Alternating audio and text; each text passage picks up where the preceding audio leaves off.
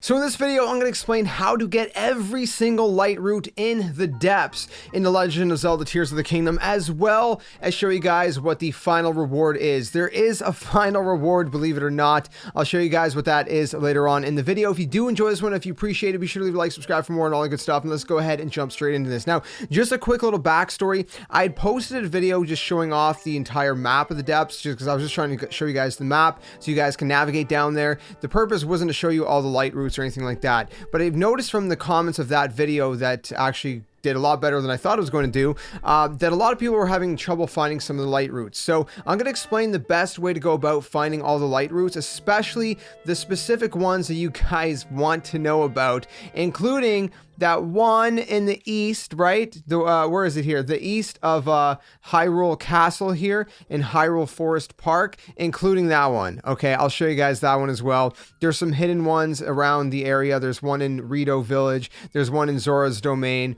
So there's a couple like that I'll go through as well.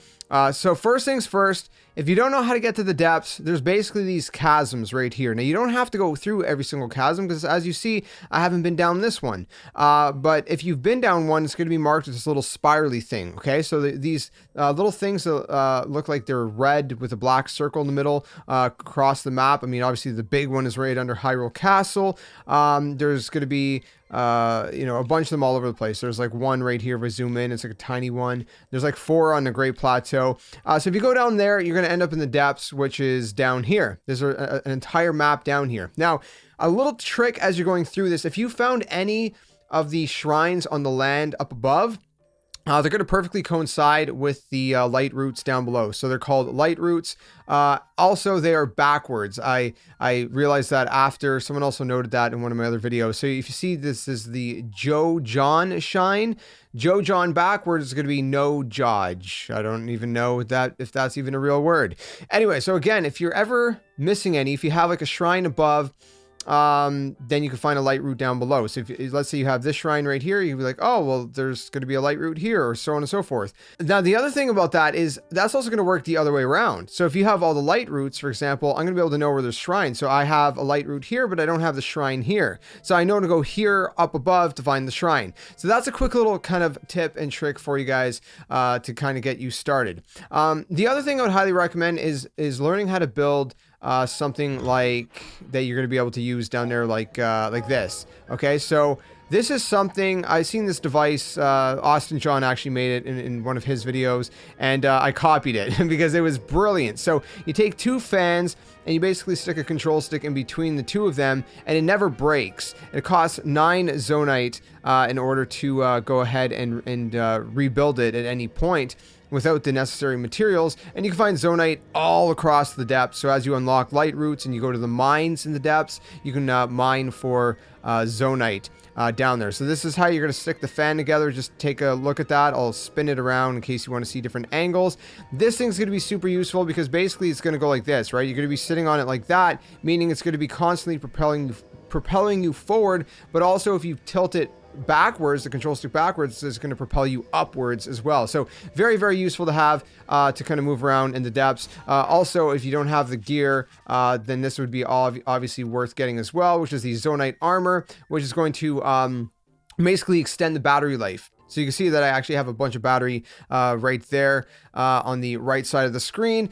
This armor is gonna make it like it's going to drain your battery a lot slower. Also, if you don't know how to increase your energy energy cell rather, I have a video on that up on the channel as well.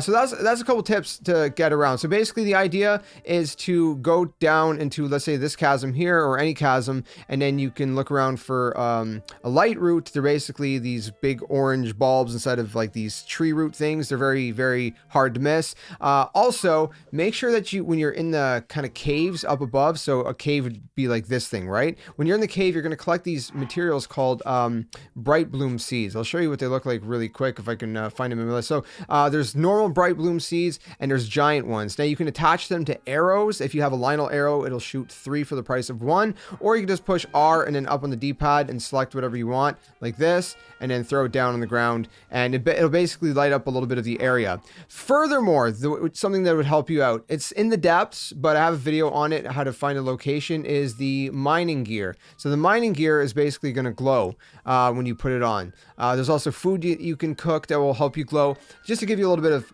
help while you're kind of traversing down below in the depths. Now, the other thing I need to note before we continue this and I show you all the secret locations is anything that's water up above, down below, when you actually dispel the darkness in an area, you're going to see it's just like a blackness. Anything that's black is basically going to be a wall that you cannot pass no matter what. So for example, you can see right here, this little kind of land piece here down below, and then this little land piece here. I cannot cross this. The only way to get to this little like brown circle thing I'm pointing at here would be to go like all the way around like this, and then finally I'm here.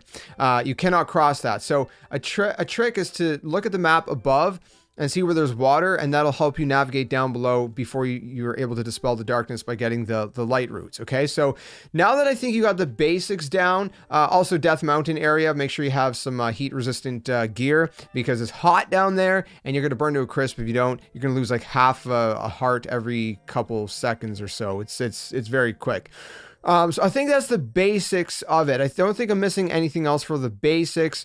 So let's go ahead and jump into this and show you guys all the secret locations. Let's start at the bottom right corner at Eventide Ruins. So basically, if you go over to the map by Lurelin Village, bottom right corner, what you can do is build one of those devices I just showed you, the ZONAI devices, and you can fly on over to the island over here. And on the northern tip of the island is going to be a chasm. You're just going to jump down that chasm, and if you go down to the southern, kind of southeast part of the island, you're going to find the light root right there. So that's how you're going to be able to get the darkness dispelled over in that bottom right corner.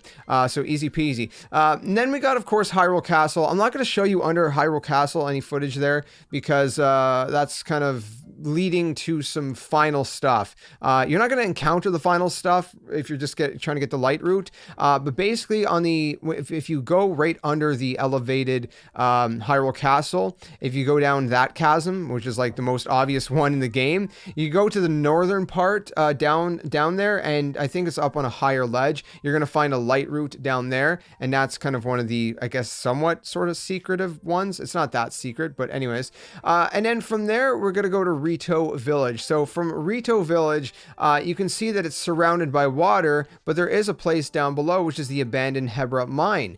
This one took me a while to figure out, but someone noted in one of my other videos how to do it, so now I'm going to share it with you guys. So basically, on the main island of Rito Village, you're going to be able to find a secret chasm. And this secret chasm is going to be located on like the side of the main island. And if you look on the side, there's going to be like a tiny hole. It's very small. You have to really keep an eye out for it. And if you go into that hole, you're going to find a chasm that's hidden in it, and that's going to bring you down below to the abandoned Hebra mine. So again, keep that in mind. That is how you get down to the abandoned Hebra mine. Keep that in mind. The mine. Get to the mine by keeping that in mind. Sorry, that's stupid. I know. Okay, next up, we have what, I think 2 more secret ones, right? Zora's Domain. So we got Zora's Domain over here. So if you go to Zora's Domain, basically just like directly south of Zora's Domain, there's the Great Zora Bridge, and you can see that there's actually a waterfall that's connecting and going from the Zora Bridge over the waterfall into Zora's Domain.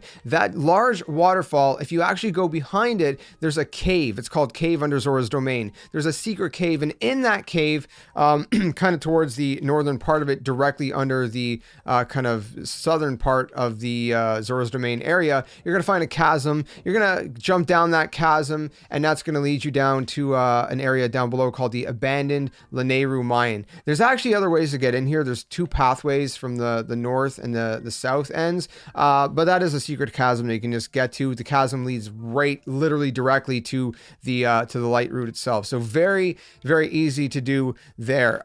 So okay, beyond that, there is also a chasm over here. A lot of people have asked me, how do you get to these like random islands over here? There's no light route here, but I figured I'll let you guys know just in case. There's actually going to be a secret chasm on Tingle Island. If I zoom in really close, you can actually see where it is. So when you go to this exact location on the northern end of Tingle Island, you can see that there's a crack in the floor. You jump into the crack, and there's a chasm down there, and then you can kind of go down there, and it leads from the northern island to the southern island. And if you actually go to the southern one, there's going to be, I think it was one of the pieces of the Wind Waker set, if I recall correctly. So that's another secret chasm. Again, it's not important for a light route, but it is important for other stuff. There's also chasms in the labyrinths. Now, those ones get a little bit tricky because you have to complete all 3 labyrinths, and there's a light route at the bottom of each one. If you don't know how to complete the labyrinths, there's one at the top right, there's one at the kind of top leftish, and there's one at the like bottom leftish. But if you don't know how to complete the labyrinths,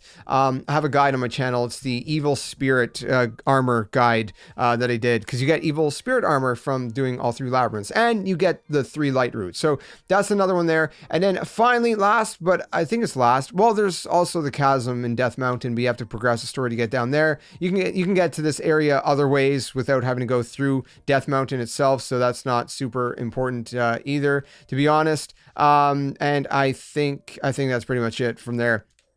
So beyond that, well, wait, is there a light route here? Yeah, there's a light route here. Okay, so there is one more, which is under, I can't remember if you, no, I don't think you have to go there, but there's a chasm under the Deku tree. It's part of the main quest to get the Master Sword. That's all I'll say. There's no light route down there. The light route's actually just outside that kind of circular area.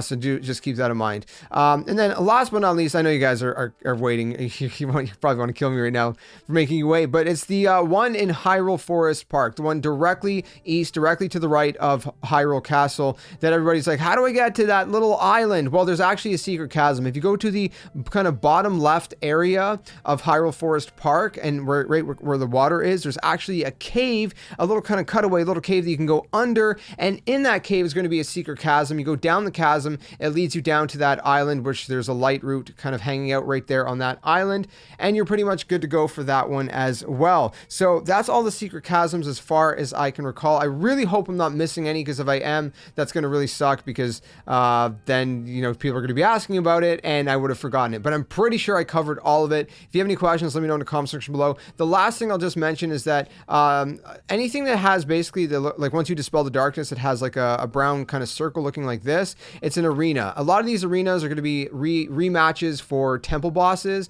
Some of them are going to be like, I guess, I think they were like flux constructs or whatever, construct fluxes or whatever they're called. And then there's also mines. So anything that looks like this on the map, it's not going to be labeled until you visit it. It's going to be a mine. Mines, you can find a lot of good stuff, like, you know, bigger pose and a lot of resources, like Zonaite. You're going to find treasure chests there that often have amiibo gear that you don't need the amiibo to get. Again, I made guides for each set that's on my channel already, or will be soon. And then there's also like the larger mines, right? So the larger mines are going to kind of look like this. They have a little bit more structure to them, but you can still tell it's like a mine looking thing. So I guess that's kind of all my tips and tricks for you guys to get everything that you need. And then finally, once you guys go ahead and unlock the final ones, we're going to see that, well, first of all, one last tip. I need to give you guys one last tip. So at some point, you're going to clear so much of this map that it's going to look like you have all the light routes. There are 120.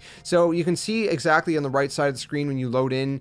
So if, let's say you fast travel somewhere and there's like a loading screen. On the loading screen on the right side, you're going to be able to see how many light routes you have. And so at one point, you're going to have so much of the map dispelled from darkness, it's going to look like you have nothing left. Again, look at if you have any shrines above and look down below. That's your best bet. Otherwise, you're going to have to like zoom in like really tight and just kind of like scan the map. It's very difficult to do. I know it's like a needle in a haystack for the last few light routes when you're trying to find those last few. But once you do find those last few, once you go ahead and get the very final last one, there's going to be a little dialogue on screen. Basically saying that you've basically dispelled the darkness and that's it. You've gotten all the light routes and whatnot. And then you're going to get a reward, and it says Dispelling Darkness Medal, an award for one who has conquered the darkness by lighting up every light route. This special item commemorates blessings received. That's literally it. I know. You waited all this time just to find out that you get just a medal that looks like a light root bulb thing, and it really does nothing. There's no use for it. It's just something to have in your key items in your inventory that you're never going to use, and it's just going to take up space in there. But hey, it's a medal to say that you did it and you've accomplished it. I just wish it was something, but hey, I mean, it's I guess it's a little better than getting 900 Koroks just to get golden poop, right? So maybe, I don't know, 120 versus 900. So that's it, my friends. I hope this video helped you guys out. If it did, like I said, be sure to drop it a like. Really helps out the channel. If you didn't like it, let me know why so I can improve the content in the future. And if you want to stick around for more content, you know, we got a bunch of Tears of the Kingdom content. We do everything Nintendo on this channel. Then be sure to subscribe for that as well. Let me know if you have any questions. I hope this helped you out. If it did, like I said, great. Otherwise, I'll see you guys soon. Well, not otherwise, but either way, I will see you guys soon in another video. Until then, my friends, game on, and thanks for watching.